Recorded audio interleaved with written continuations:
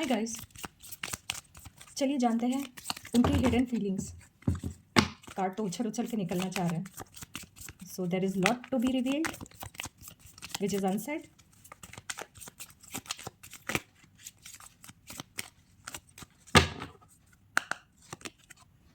Your dreams are different than my desires, let's figure out together. So they feel that your way is different, your perspective is different than what they are expecting. What else they want to say? Let's see what are the energies around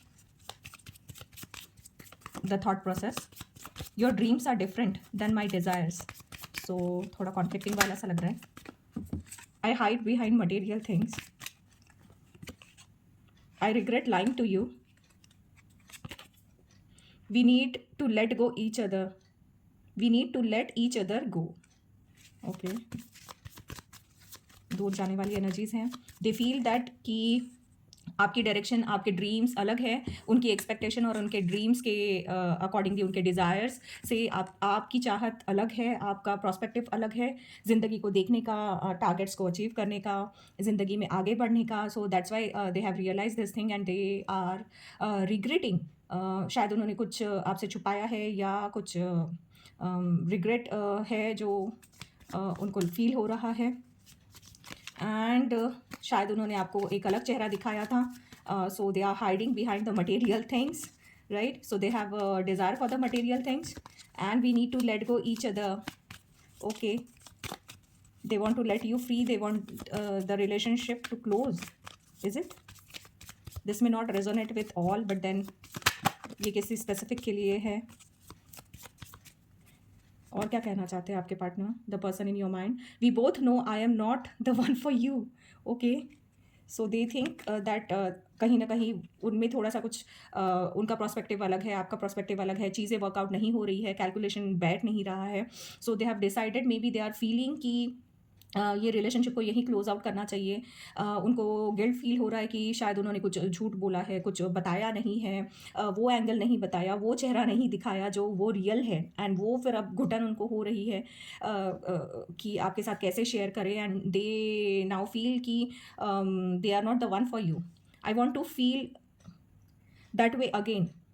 सो जो प्यार था आपके बीच में, जो emotions थे जो आपने cherish किए थे, शेयर किए थे, उनको वो फिर से इमेजिन कर रहे हैं. बट ये जो नेगेटिव प्रोस्पेक्टिव है, ये जो दुनियादारी की बातें हैं, ये जो डिज़ायर्स है उनके और आपके ड्रीम्स, ये कहीं ना कहीं अलाइन नहीं हो रहे हैं. तो वो एनर्जीज अलाइन नहीं हो रही है.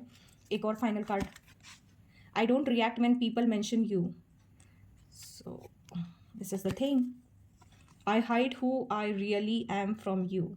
सो शायद उन्होंने वही जो हम अभी कह रहे थे कि उन्होंने अभी अपना पूरा अपना प्रॉस्पेक्टिव नहीं दिखाया है जो वो एक्चुअली है. मे बी कुछ अलग चीज़ बोल के उन्होंने खुद को इंट्रोड्यूस किया हो आपको. And I hide who I really am from you. So उनको, आपके पार्टनर को, the person in your mind is regretting, is in lot of pain, or they want to get out of this relationship, जो मैं यहाँ पे देख पा रही हूँ कार्ड्स जो कह रहे हैं.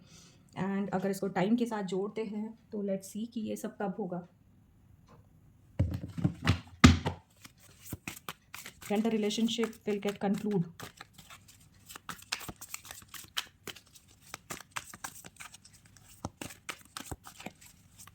क्लोजर के वर्ड्स पे है ये.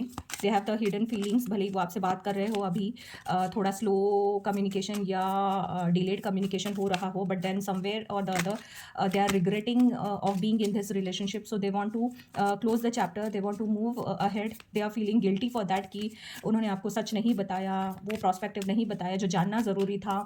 उनकी डिज़ायर्स, उनकी ड्रीम्स और आपकी डिज़ायर्स अलग अलग है. So your both energies are not on same page.